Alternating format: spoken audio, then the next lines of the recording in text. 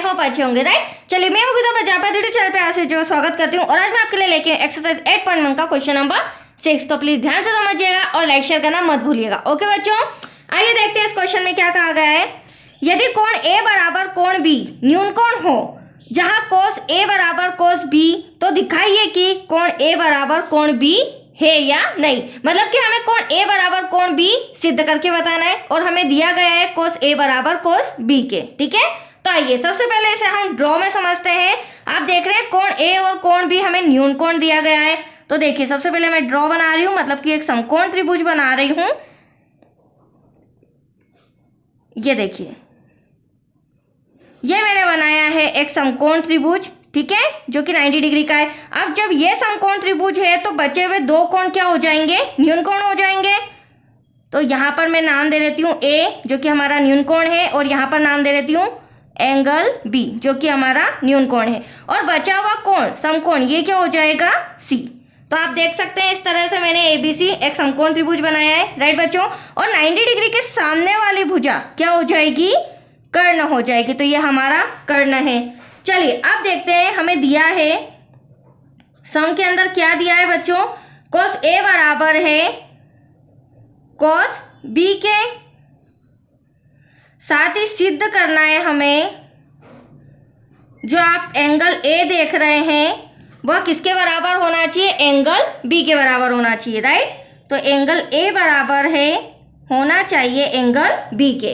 अब जो हमें दिया गया है उसी अकॉर्डिंग हम सिद्ध करके बताते हैं। ठीक है बच्चों, चूंकि कॉस ए बराबर है कॉस बी के, तो देखो कॉस का मान क्या होता है, कॉस थीटा का मान होता है हमारा आधार बटे कर्ण। हमें अदर साइन टेन या अदर त्रिकोणमिति अनुपात से मतलब नहीं है, हमें सम के अंदर कॉस दिया गया है तो कॉस का मान होता है आधार बटे कर्ण। तो यहाँ पर कॉस ए की जगह मैं लिख लेती हूँ आधार अपॉन में कर्ण।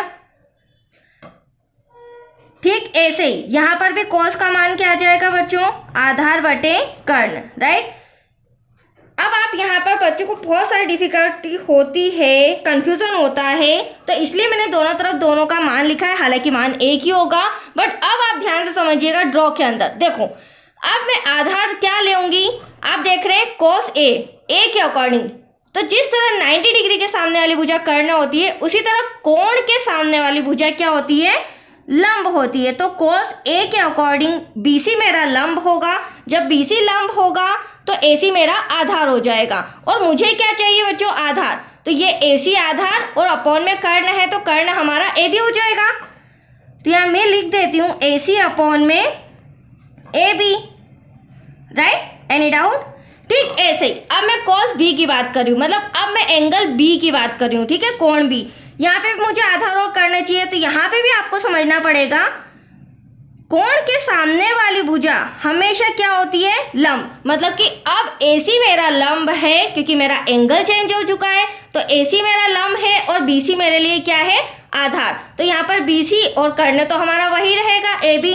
तो यहाँ आधार के प्लेस पर मैं लिख लेती हूँ BC और यहाँ पर जो कर्ण है वो रहेगा हमारा AB। Any doubt? चलिए आंसर आ चुका है, आप देख सकते हैं ए बी इक्वल के इधर भी है, ए बी इक्वल के इधर, दोनों तरफ सेम है तो हम कैंसिल कर सकते हैं। तो यहाँ पर बचा ए सी इक्वल्स टू बी सी। अब आप ड्रॉ में ध्यान से देखिए, जो हमारी ए सी भुजा है वह बी सी भुजा की क्या है, बराबर है।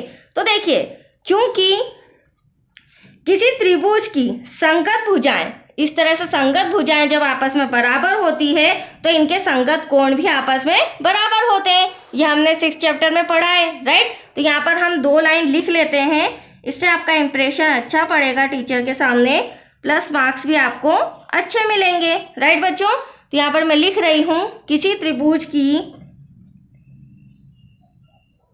संगत भुजाएं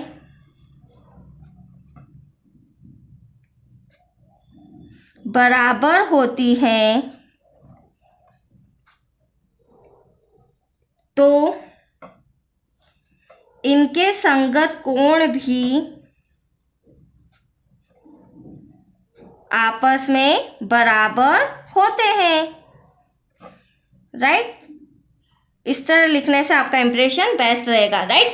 अब देखिए बच्चों, जब ये दोनों संगत भुजाएं आपस आपस में बराबर है तो इनके कोण, संगत कोण मतलब कि AC के सामने वाली जो भुजा है उसके सामने वाला जो कोण B बराबर होगा BC जो भुजा है उसके संगत कोण, सामने वाली भुजा A के, सामने वाली कोण A के, राइट। तो यहाँ पर हम लिख देते हैं इसीलिए एंगल A बराबर है एंगल B के, इति सिद्धम। यही हमें सिद्ध करना था बच्चों। That's your answer. तो आया आपको समझ में, बहुत ही छोटा सम है प्लस थोड़ा सा इंपॉर्टेंट भी है, एग्जाम में पूछा भी जाता है। तो आज के लिए इतना ही, नेक्स्ट वीडियो मिलेगा आपको क्वेश्चन नंबर 7। ओके बच्चों, थैंक यू।